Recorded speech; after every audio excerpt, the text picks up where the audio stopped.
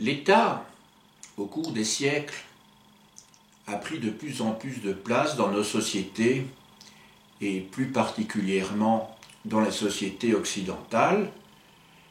Et je dirais que le paroxysme en Europe occidentale, il s'agit certainement de la France.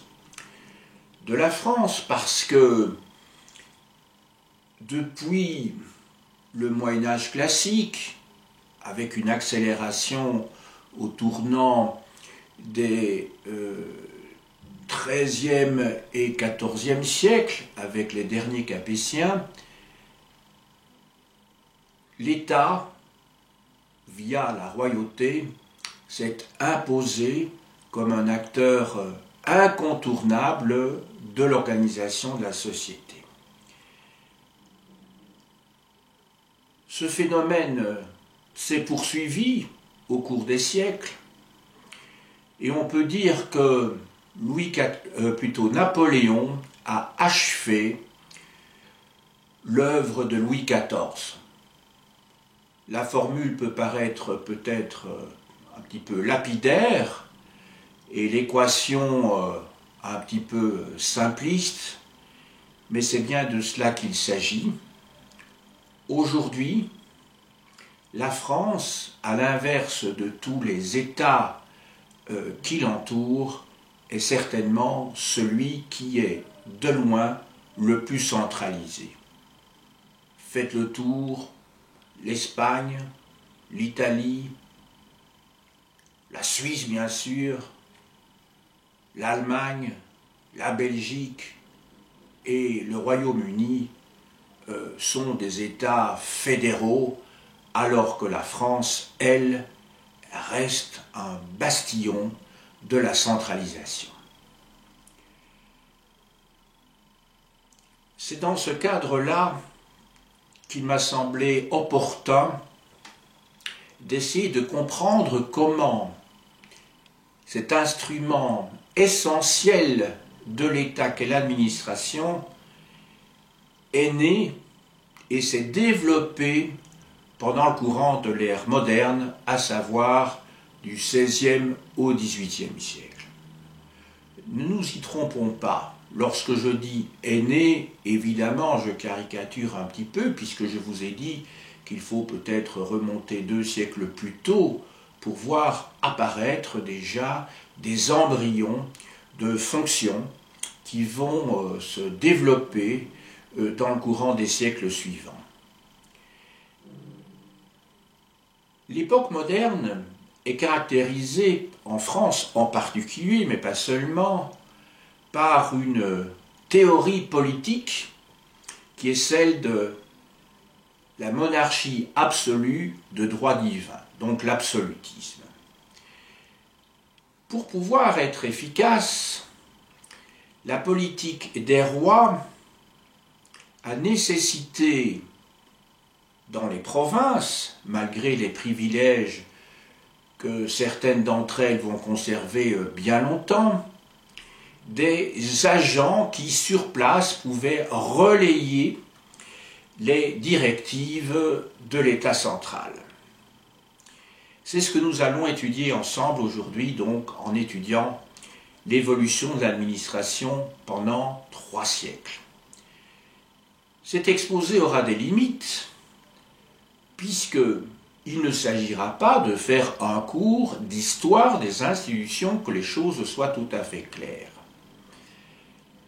Je ne vais pas non plus m'attarder sur la haute administration, c'est-à-dire le monde des décideurs, des grands décideurs qui entourent le roi ou qui le représentent.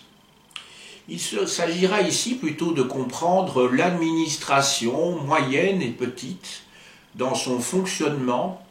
Il s'agira de comprendre quelles sont les catégories de fonctionnaires, entre guillemets, qui travaillent sous l'Ancien Régime, quels sont leurs modes de recrutement, quelles sont aussi leurs formations éventuelles, quelle est la nature de la charge, de la mission qu'ils doivent remplir, Et enfin, quels sont leurs domaines de compétences? On va voir qu'effectivement, à l'époque moderne, s'ébauche une véritable bureaucratie. Je commence donc par le sommet de l'État, mais je vous ai dit que je ne vais pas m'y attarder, et ensuite j'aborderai donc l'administration proprement dite. Au sommet de l'État, dans la capitale, à Paris, plus tard à Versailles, le roi est entouré par un conseil qui comprend plusieurs sections.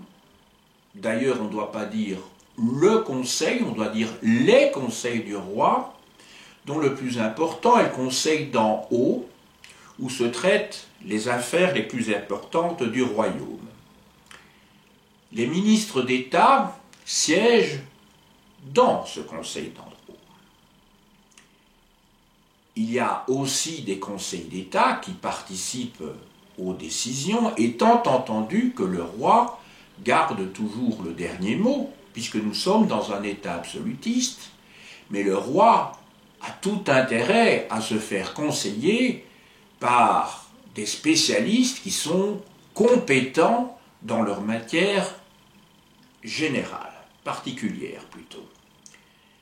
Dans les provinces et à l'étranger, à l'inverse de ces conseillers, de ces ministres d'État dont je viens de parler, et qui occupent des dignités qui leur sont conférées par le roi, par le monarque, dans les provinces et à l'étranger, donc, un certain nombre d'individus représentent le roi. Ils représentent la personne du roi. Dans les provinces, il s'agit des gouverneurs, dont le rôle va diminuer avec la présence de plus en plus insistante à partir de la deuxième moitié du XVIIe siècle des intendants, dont il sera question plus tard, et d'autre part, des individus représentent le roi à l'étranger. Il s'agit bien entendu des ambassadeurs. Il s'agit donc de la très haute administration. Maintenant, je vais descendre dans la hiérarchie des fonctions, c'est-à-dire ceux qui représentent l'immense majorité des agents du roi. Il y a 3 catégories. La première catégorie, c'est celle des officiers. La seconde, c'est celle des commissaires. Et enfin, la dernière, la plus nombreuse sur le plan quantitatif, ce sont les fonctionnaires eux-mêmes. On verra que les fonctionnaires se divisent eux-mêmes en 3 catégories tout à l'heure. Je commence tout d'abord par les officiers. Alors, qu'est-ce que c'est qu'un officier sous l'Ancien Régime? Ce n'est pas, comme aujourd'hui, un terme qui est synonyme de quelqu'un qui a une charge supérieure à un simple soldat ou un sous-officier dans l'armée. Non. Le terme officier est un terme beaucoup plus général. Ceci dit, on peut être colonel dans l'armée et être officier, je n'ai pas dit ça, mais simplement le terme officier est beaucoup plus large puisqu'il s'agit de titulaire d'office. Qu'est-ce que c'est qu'un titulaire d'office? C'est quelqu'un qui tient sa charge du roi, parce que celui-ci lui a donné, mais vous, tout officier ou futur officier, a la possibilité d'acheter sa charge, d'acheter son office, et c'est ce qui va se produire de plus en plus souvent au cours des siècles de l'époque moderne, lorsque la monarchie aura besoin d'argent. Elle va créer et vendre de plus en plus d'offices, offices qui vont parfois être divisés en 2, puis en 4, voire plus, pour faire rentrer de l'argent donc dans les caisses de l'État. le fait même que ces offices puissent être achetés est une diminution, une réduction, je dirais, des prérogatives de l'État, parce que ces offices peuvent être transmis de manière héréditaire, voire vendus à des tiers, et par conséquent, l'État, à un moment donné, n'a plus la mainmise de contrôle total sur une partie des charges qui sont exercées par ces agents de l'État, de ces agents du roi. Ces charges sont inamovibles, par exemple, parmi beaucoup d'autres, la charge de magistrat, qui, dans le cas du magistrat, lui assure une certaine indépendance, que le roi, que la monarchie va regretter d'avoir perdu, bien entendu. Il y aura des conflits très nombreux sous l'Ancien Régime. Cela dépend évidemment du règne de différents rois, mais les titulaires de charges judiciaires, dans le cadre des parlements, qui sont des cours d'appel, donc des cours de justice supérieure sous l'Ancien Régime, les parlements vont faire parler d'eux, et l'épisode évidemment le plus célèbre, c'est l'époque de la fronde parlementaire qui se situe donc au milieu du XVIIe siècle, mais il y a eu d'autres mouvements des parlementaires, c'est-à-dire ces magistrats supérieurs, dans le courant également du XVIIIe siècle. On peut dire que les parlements constituent une opposition latente, voire réelle, à certains moments, face à l'action du roi, du monarque. À côté de ces officiers, il y a une deuxième catégorie d'administratifs, entre guillemets. Ce sont les commissaires. Alors, les commissaires, à l'inverse des officiers, eux, sont des chargés de mission pour une durée temporaire. Donc, ils ne sont pas là, je dirais, pour exercer leur charge jusqu'à leur décès. Non, les commissaires, donc, reçoivent une mission du roi très clairement définie. Ils possèdent un certain nombre de compétences, mais qui sont très clairement mentionnées dans ce qui s'appelle une lettre de commission. Et d'ailleurs, le terme commission ou le verbe commettre apparaît plusieurs fois, souvent, dans ces longues lettres qui définissent très précisément donc quelle va être la mission, d'où vient le terme commissaire, dont ils vont être chargés. Donc, pour le grand public, le terme commissaire ne renvoie évidemment pas à un gradé dans la police, comme aujourd'hui, bien que des commissaires peuvent être eux-mêmes dégradés dans la police, mais ce sont en fait donc, vous avez bien compris, des gens qui ont une charge qui est donc limitée dans le temps, qui est révocable, et parmi ceux-ci, les plus célèbres, alors là, à haut niveau, ce sont les intendants des provinces qui sont chargés, et d'ailleurs ça apparaît dans leur titre, de la justice. Ils sont chargés également de la police, au sens large, ce qui veut dire le maintien de l'ordre, mais pas seulement, et également des finances. Donc ils peuvent, autrement dit, présider un certain nombre de tribunaux pour les matières judiciaires. Sur le plan financier, ce sont eux qui vont répartir au niveau des provinces la perception d'un certain nombre d'impôts, et sur le plan de la police au sens, je dirais presque étymologique, ce sont eux qui vont s'occuper de l'organisation du commerce, par exemple, des marchés dans les villes et dans les villages à un haut niveau. il s'occupe donc du maintien de l'ordre dans un sens très général et non pas dans le sens restreint que l'on peut l'entendre aujourd'hui dans les missions de la police, donc au début du XXIe siècle. Ils sont donc nommés, je vous l'ai dit, par des lettres de commission. Ils sont bien nommés par des lettres de commission et ils sont révoqués.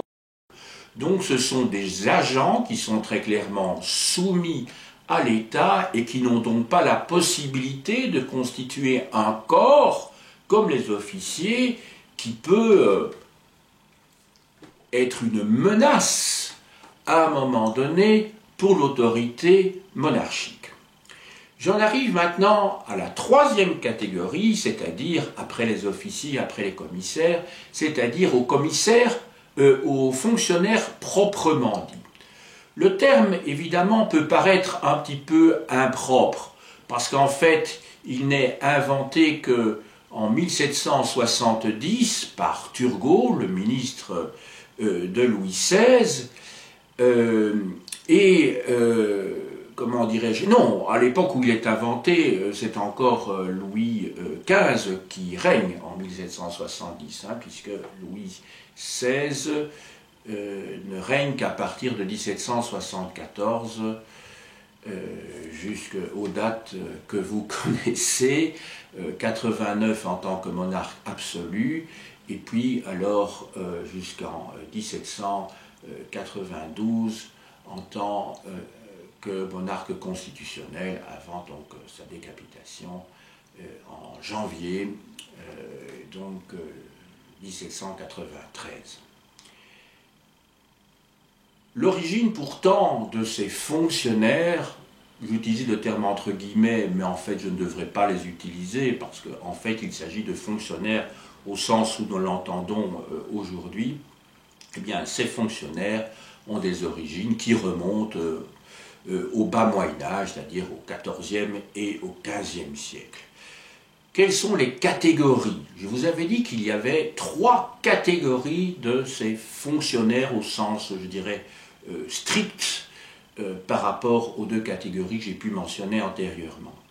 Il y a tout d'abord les ingénieurs et les techniciens, il y a ensuite les inspecteurs, et ensuite il y a les commis. Je dis bien les commis et pas les commissaires. Leur fonction est tout à fait différente, leur degré de compétence ne se situe pas du tout d'ailleurs au même niveau. Je commence donc par les ingénieurs et les techniciens. Ils deviennent de plus en plus nombreux avec le développement de l'État moderne, de l'État absolutiste. À l'inverse des catégories que j'ai énoncées jusqu'à présent, d'une part, les officiers qui achètent leurs charges et les commissaires qui, eux, sont nommés directement par le roi sur base de compétences et sur base de missions précises à accomplir. Le recrutement dans le cas des ingénieurs et des techniciens se fait évidemment sur base de compétences qui, pour éviter l'arbitraire, les clientèles familiales ou autres sur base de recommandations, le recrutement se fait sur base d'examens, voire déjà de concours. Leur formation va se faire, et c'est en cela, je dirais, que ces ingénieurs nous semblent très contemporains par rapport à ce qui se passe en France aujourd'hui. Leur formation se fait dans des grandes écoles. Des grandes écoles qui vont, je dirais, être multipliées et qui vont avoir un statut spécial à partir de la Révolution française. Je pense à l'école normale, je pense à l'école centrale, par exemple. Mais il faut savoir que ces grandes écoles ont des ancêtres qui naissent déjà à la fin du XVIIe siècle et surtout au XVIIIe siècle, à savoir l'école des ponts et chaussées. Donc ce sont des ingénieurs dont on comprend tout de suite la mission. Il s'agit de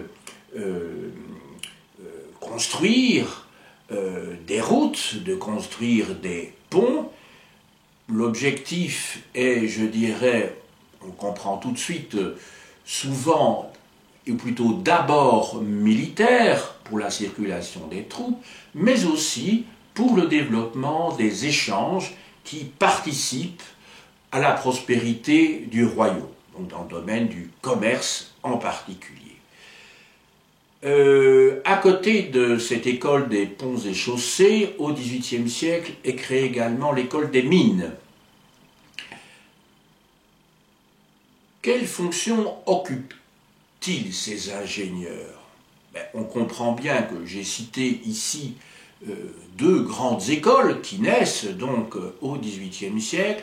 On comprend bien qu'il s'agit d'avoir des spécialistes très très bien formés, très compétents, qui d'abord dans le domaine militaire, parce que les États absolutistes d'Ancien Régime sont avant tout des États militaires, donc pour construire des fortifications, n'oublions pas le rôle de cet ingénieur en chef qui était Vauban, qui est le concepteur du système de défense à la fin du XVIIe siècle et au début du XVIIIe siècle dans le cadre du règne du grand roi, de Louis XIV, dans le domaine ingénieur également, dans le domaine de la marine, et sur le plan civil, alors, mais je vous ai dit qu'il s'agit d'un domaine qui est à cheval sur le militaire et sur le civil, ce sont les ponts et chaussées. Deuxième catégorie de fonctionnaires au sens strict, à côté de ces ingénieurs et de ces techniciens, ce sont les inspecteurs. Les inspecteurs. Dans l'enseignement, combien de jeunes enseignants n'ont pas la trouille de voir arriver l'inspecteur qui, en tout cas c'était le cas jadis, maintenant en Belgique les choses ont évolué, mais qui aura pour charge de vérifier si effectivement cet agent de l'État qui a une mission particulière a bien toutes les compétences qu'il faut pour pouvoir être nommé, pour pouvoir être titularisé et poursuivre sa mission donc jusqu'à la fin de sa carrière. Mais c'est le cas également dans d'autres secteurs de l'État, de l'administration. Alors ces inspecteurs, maintenant revenons au XVIIe siècle, enfin au XVIe, XVIIe et XVIIIe siècle, ces inspecteurs se multiplient essentiellement en France, donc ils existaient auparavant, à partir de la deuxième moitié du XVIIe siècle, c'est-à-dire à partir du règne de Louis XIV. Quelles sont leurs fonctions à ces inspecteurs? Je vais ici les répartir en 4 grandes catégories, que l'on pourra d'ailleurs discuter. Tout d'abord, le domaine financier, ensuite le domaine économique, puis le domaine technique, et enfin le domaine idéologique, qu'il ne faudrait surtout pas oublier, car un régime politique quel qu'il soit ne peut pas fonctionner uniquement sur la contrainte. Il doit également essayer de convaincre les esprits de la légitimité, du bien fondé du pouvoir exercé par le roi d'une part et par les hauts fonctionnaires et par les fonctionnaires eux-mêmes. Dans le domaine financier, quel est le rôle des inspecteurs? Eh bien, leur fonction consiste à veiller à l'application des règlements qui sont mis en place par le contrôle général. Le contrôleur général, sous l'Ancien Régime, et en particulier à partir de Louis XIV, a un rôle considérable. Le contrôleur général des finances, c'est un petit peu l'équivalent du ministre des Finances. Pensez d'ailleurs que Fouquet, qui était surintendant des finances, a vu son rôle, une fois qu'il a été limogé par Louis XIV, ce titre de surintendant des finances a été remplacé pour Colbert, le successeur de Fouquet, qui avait été son subordonné, qui devient contrôleur des finances, justement, à Colbert. Et l'on sait le rôle que Colbert a pu avoir dans l'édification de l'État moderne. Pensez au nombre de lycées qui portent son nom en France, ce qui a d'ailleurs été très contesté il y a quelques années, et l'est toujours d'ailleurs, par ceux qui ne peuvent pas accepter que celui qui a supervisé, en tout cas donné son nom au code négrier, le code noir, puisse avoir des lycées qui portent son nom. Ceci dit, il faut voir que le rôle de Colbert ne s'est pas limité à cela, mais on peut comprendre que sur le plan éthique, effectivement, ça pose problème. Ceci dit, je crois qu'il faudrait débaptiser beaucoup de rues, beaucoup de places et beaucoup de lycées en France si l'on voulait faire un grand nettoyage politiquement correct.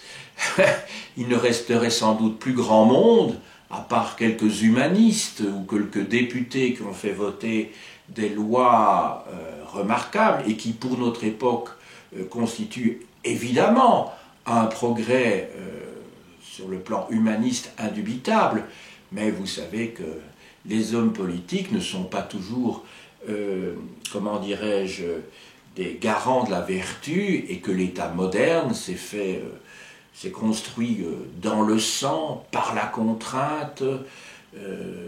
Voilà, donc je crois qu'il n'est pas nécessaire de relire tous les écrits de Foucault pour comprendre quelle place, à partir du XVIIIe et du XIXe siècle, l'État va avoir, et toute une série d'autres institutions sur son modèle, dans le contrôle des individus.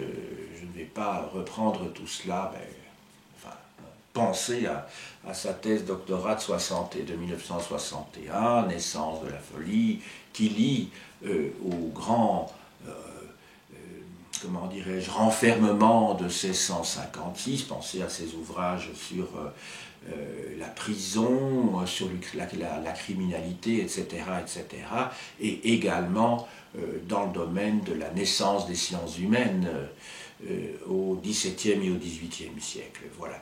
Alors maintenant, à côté de ce secteur financier, il y a le secteur économique. Un certain nombre d'institutions vitales pour l'État sont surveillées, d'institutions économiques sont surveillées par les inspecteurs au nom de l'État, ainsi qu'un certain nombre de manufactures. Les manufactures, ce sont les ancêtres de ce qu'on va appeler plus tard des fabriques, et enfin des usines. Mais il y a, à l'époque de Colbert, comme vous le savez, un certain nombre de manufactures d'État. Pensez à la manufacture des Gobelins, bien sûr, c'est celle qui vient à l'esprit, pour les tapisseries, mais il y avait d'autres manufactures considérées comme essentielles dans le cadre d'une politique mercantiliste qui visait à faire rentrer le maximum de numéraires à l'intérieur des frontières du royaume et à favoriser, je dirais, les exportations de produits qui permettaient d'avoir une plus-value importante, autrement dit des produits de luxe. Troisième catégorie, dans le domaine technique. Je vous ai déjà parlé des ponts et chaussées qui constituent une administration qui doit être surveillée, bien entendu, lorsque l'on a construit une route, lorsque l'on a construit un pont, ben, il s'agit effectivement de voir, de s'assurer la fiabilité du travail accompli. Voir si ça a été bien fait, si ça doit, comment dirais-je, être révisé, et donc là, l'État contrôle strictement tout ce qui dépend de sa politique. Enfin, le domaine idéologique. Le domaine idéologique, je l'ai annoncé tout à l'heure, est essentiel. Parce que, dans une monarchie absolue, même si certains l'ont appelé d'ailleurs à juste titre, hein, des grands historiens l'ont appelé plutôt la monarchie administrative, ce qui me convient évidemment parfaitement, vu l'angle sous lequel j'aborde ici la monarchie du XVIe, XVIIe et XVIIIe siècle. C'est effectivement une monarchie administrative, qui le devient en tout cas de plus en plus, eh bien, sur le plan idéologique, il ne faut pas que circulent des libelles, des pamphlets, des ouvrages qui sentent le soufre, parce qu'il est question de remettre en cause dans ces écrits un certain nombre quand même de fondamentaux de cette monarchie absolue et de l'ordre social. Donc, lorsque vous voulez publier un livre, vous devez soumettre, enfin l'éditeur doit soumettre la publication préalablement à un département, hein, la direction de la librairie, c'est ainsi qu'on l'appelle, c'est-à-dire d'un département où vous avez des gens qui relisent tout ce qui a été écrit, tout ce qui pourrait être suspect, et qui donnent l'autorisation ou non de la publication.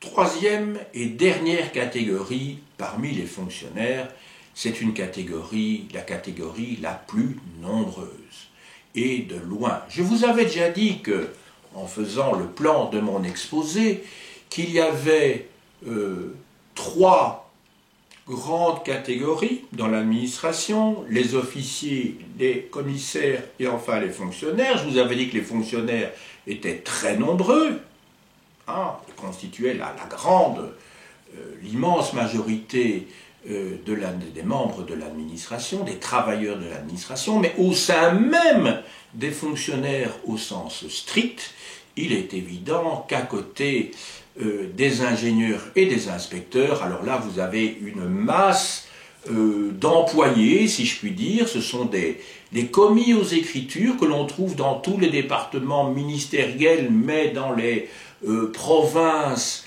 un petit peu partout, qui peuplent, je dirais, ce monde de l'administration.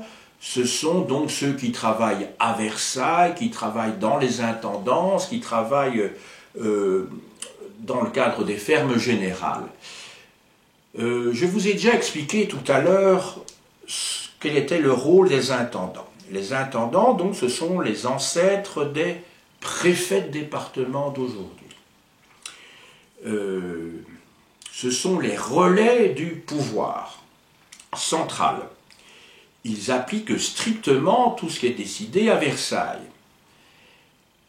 Maintenant, je dois vous parler des fermiers généraux. Alors, les fermiers généraux, ce sont des personnes privées qui se voient confier par l'État de missions de récolte d'impôts, de certains impôts, pas de tous, et l'État donc se décharge dans le cadre d'une privatisation de ce qui est un attribut de l'État normalement, mais ça existait déjà dans l'Antiquité, hein, pensez aux publicains dans l'Empire romain, se décharge auprès de gens qui sont très riches, des financiers, des manieurs d'argent, oui, qui disposent de fonds et qui permettent à l'État d'anticiper par le versement de fonds qui sont déterminés, d'anticiper la récolte des impôts,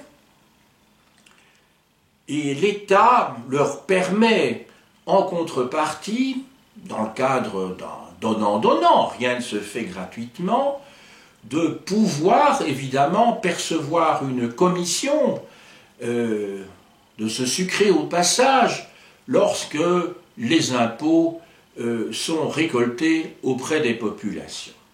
Donc autrement dit, vous avez des personnes privées, on peut parler d'entreprises, qui avancent les sommes demandées par l'État pour l'année à venir, et pendant l'année qui suit, donc, ces fermiers généraux vont récolter par l'intermédiaire de leurs agents propres, hein, ce dont l'État a besoin, mais en fait, l'argent a déjà été versé anticipativement, donc en fait, les fermiers généraux ne font que se rembourser en percevant donc une commission supplémentaire.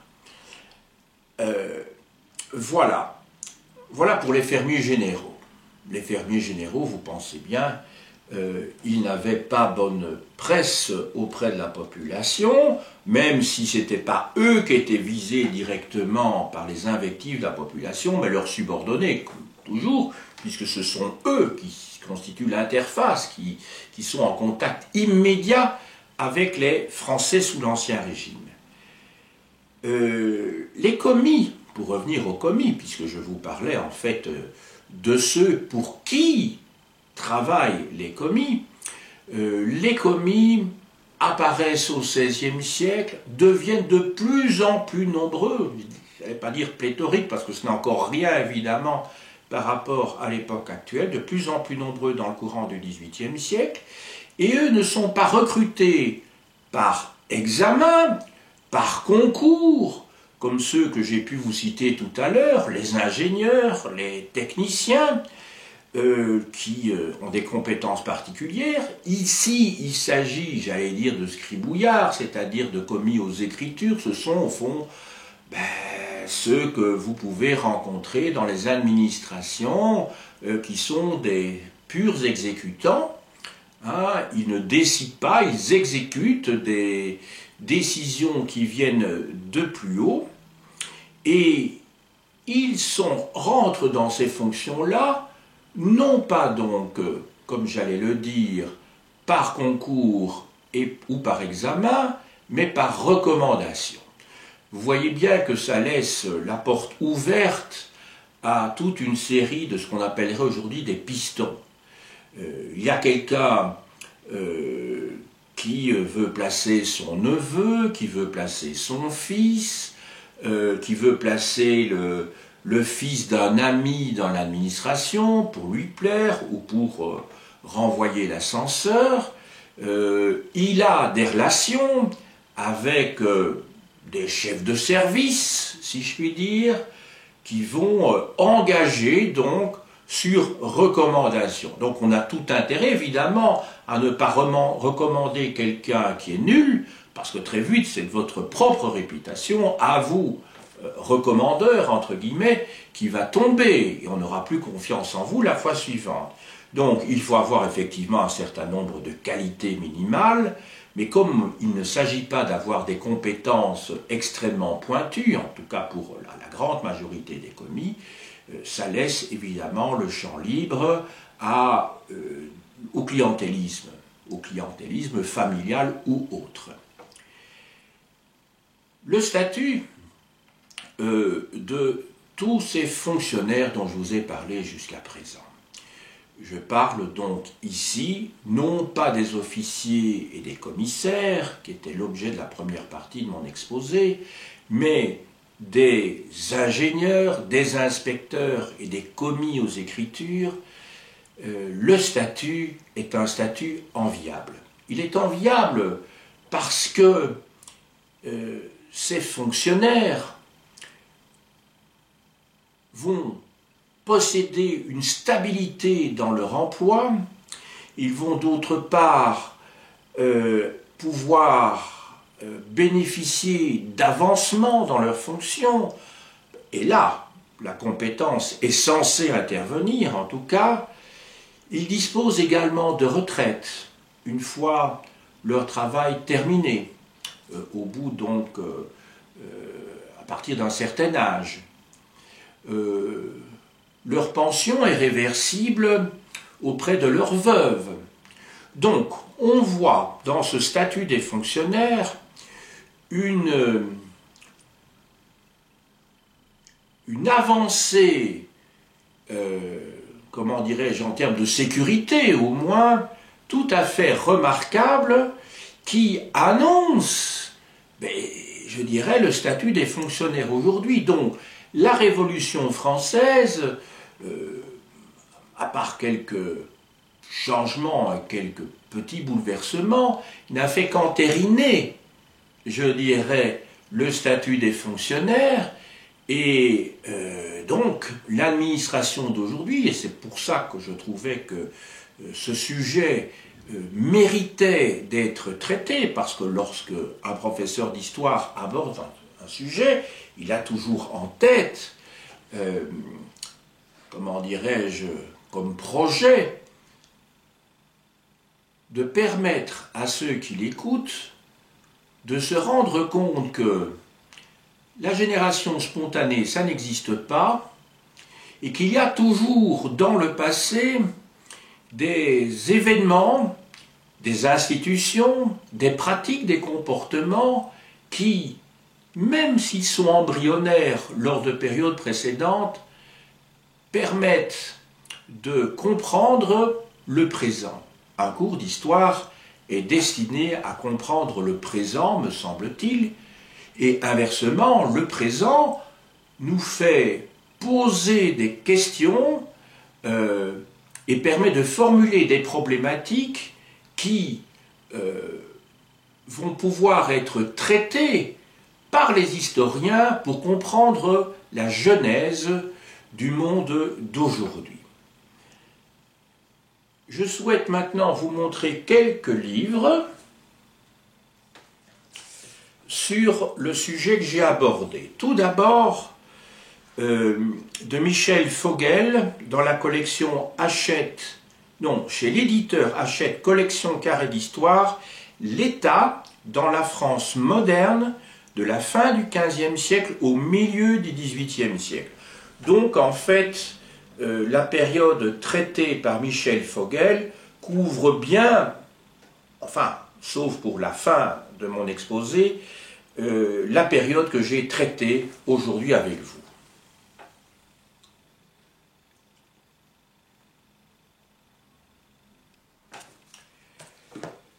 Un ouvrage de Bernard Barbiche, publié par les presses universitaires de France, dans la collection Premier cycle. Il s'agit donc, comme l'ouvrage précédent, de manuels d'enseignement supérieur, de manuels destinés aux étudiants des universités. Alors, de Bernard Barbiche, qui enseignait à l'École nationale des chartes, à Paris, les institutions de la monarchie française à l'époque moderne. Et vous avez sur la couverture, comme toujours dans cette collection, une photographie de l'auteur lui-même.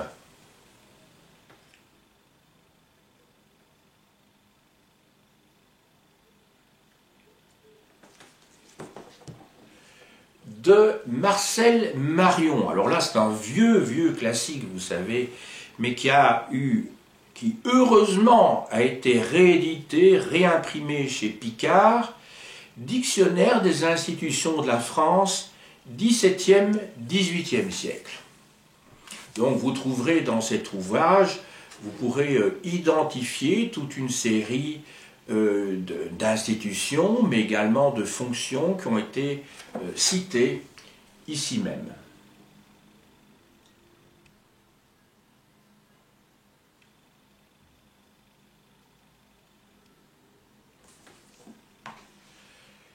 Alors, je n'ai pas retrouvé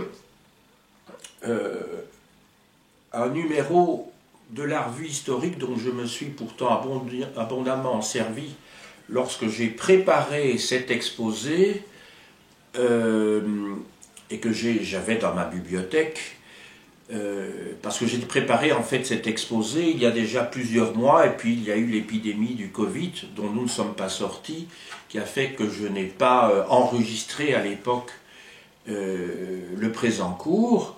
En fait, il s'agissait d'un article de Roland Mounier que j'ai connu, ou plutôt entrevu, lorsque j'étais étudiant à Paris, il y a bien longtemps, qui est bien sûr décédé depuis lors, qui était spécialiste de l'histoire des institutions. Il avait fait sa thèse sur la vénalité des offices, d'ailleurs, à l'époque d'Henri IV. Et il avait publié un article essentiel sur le sujet, publié en 1979 dans la revue Historique.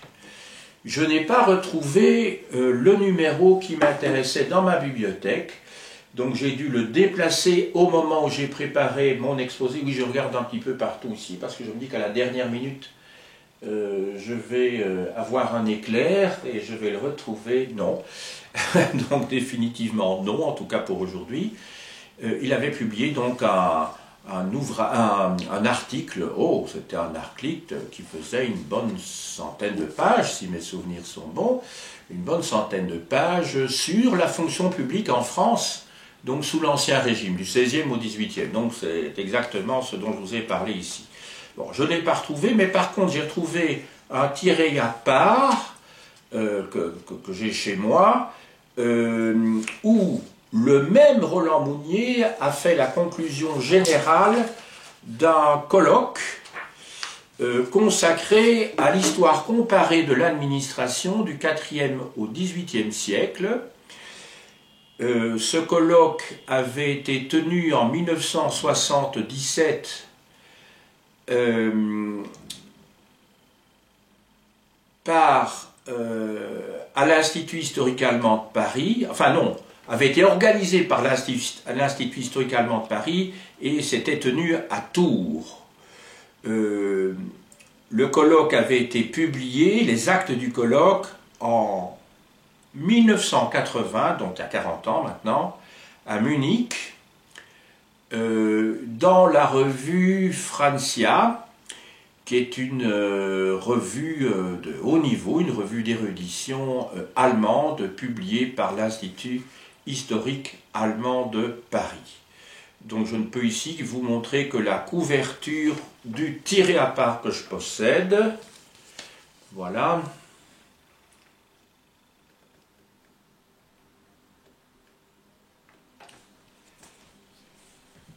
Encore 3 livres. Alors là, qui concernent non plus, je dirais, les aspects généraux de l'histoire des institutions de l'administration, mais qui sont plus particuliers. Pour la haute administration, alors là, il y a un ouvrage qui est tout à fait remarquable, qui s'intitule « Régner et gouverner, Louis XIV et ses ministres », et qui a pour auteur Thierry Sarment et d'autre part Mathieu Stoll. Dans la collection Tempus, c'est un ouvrage qui fait 900 pages, et là vous voyez vraiment ce que c'est que le travail des ministres au quotidien et les rapports que ceux-ci pouvaient avoir avec leurs subordonnés. Donc ça concerne directement notre sujet ici même, et je vois que dans le chapitre 10 s'intitule « Un royaume de papier » et on comprend bien que ça renvoie à la bureaucratie.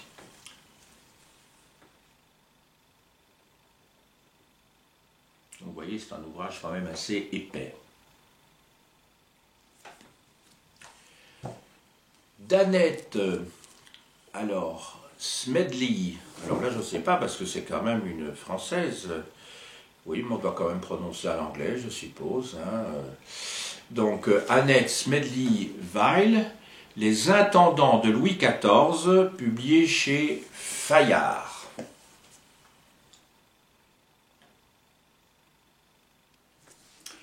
Et enfin, pour terminer, la thèse d'Yves Durand, les fermiers généraux au XVIIIe siècle, publié par Maisonneuve et Larose, et c'est un ouvrage qui fait 700 pages. Ben oui, c'est une thèse de doctorat. Donc, il s'agit d'un ouvrage très approfondi sur le sujet. Voilà donc quelques livres que j'ai dans ma bibliothèque. Voilà. Lors d'une prochaine leçon, nous continuerons à aborder l'Ancien Régime. On travaillera ensemble certainement sur l'assistance aux pauvres en France sous l'Ancien Régime. On abordera d'autres sujets comme les financiers en France sous l'Ancien Régime. Enfin, ça, qui vivra verra. Et dans le contexte actuel qui est celui du Covid, ma réflexion un peu tragique finale a tout son sens. J'ai dit